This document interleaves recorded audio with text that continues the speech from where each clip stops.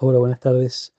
Nos acercamos a la palabra de Dios para rezar juntos. Hoy leemos un pasaje que es continuación del de ayer, en el capítulo 6 del Evangelio según San Marcos.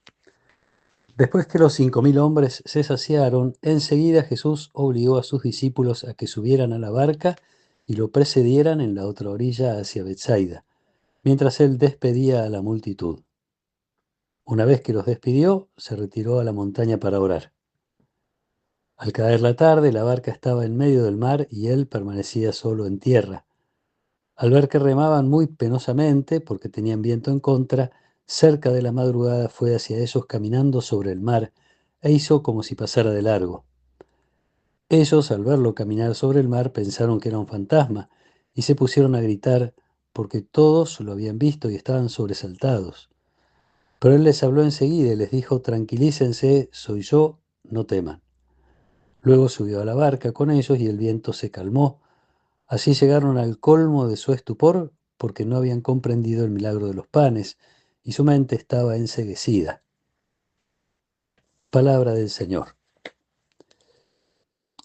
Los discípulos habían participado, yo diría, activamente en la multiplicación de los panes. Habían participado porque les pidió Jesús que fueran a ver lo que ellos tenían y lo pusieran a disposición.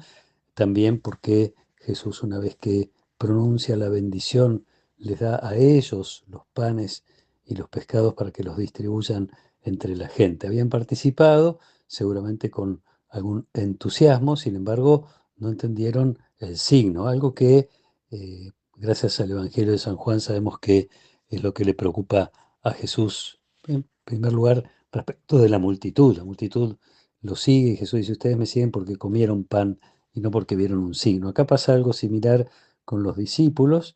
No habían comprendido el milagro de los panes, dice Marcos, y su mente estaba enceguecida, tan enceguecida que en medio de esas dificultades, en medio de la tormenta, pasa Jesús caminando sobre las aguas y no lo reconocen y creen que es un fantasma y se asustan. eh, y tampoco parecen terminar de entender cuando una vez que Jesús sube a la barca se calma la tempestad. Y uno diría entender que así como los profetas podían mostrar determinados signos que garantizaban la presencia de Dios en ellos, Jesús no solo hace eso, sino que en definitiva es Jesús mismo, es Dios mismo quien hace las cosas, no es un mediador como eran los otros. De hecho, Jesús esto lo va revelando, como decía, en estos días se manifiesta de distintas maneras a partir de aquella gran manifestación que fue la fiesta de los magos, pero se sigue manifestando y en este caso a sus discípulos para que vayan reconociendo quién es Él.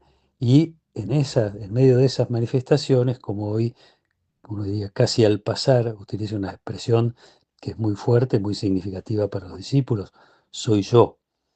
Entonces la expresión eh, que habla de la presencia de Dios directamente. Soy yo, ese es el nombre con el que Dios se dio a conocer a Moisés, es el nombre con el que Dios se manifiesta presente, porque no solamente el ser, sino también es el estar, es la presencia de Dios que está obrando en medio de su pueblo. Así lo entendía el pueblo de Israel, así lo entendían los discípulos. Ahora es en labios de Jesús, tienen que escuchar esta expresión. En definitiva, está enceguecida su mente porque no terminan de reconocer que en Jesús está presente Dios mismo, acercándose a ellos.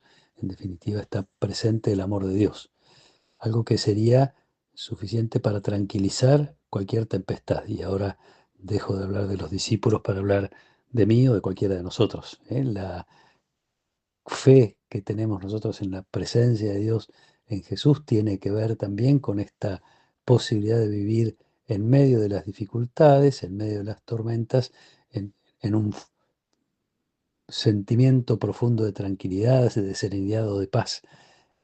Digo, así debería ser. A veces nos cuesta un poquito más, y entonces uno podría decirse a sí mismo: tengo un poco a veces mi mente enceguecida, no termino de reconocer la presencia de Dios en mi vida, no termino de reconocer el amor incondicional de Dios, no termino de reconocer que en Jesús está la respuesta a la necesidad más profunda que tengo, porque Dios me creó para amar y ser amado.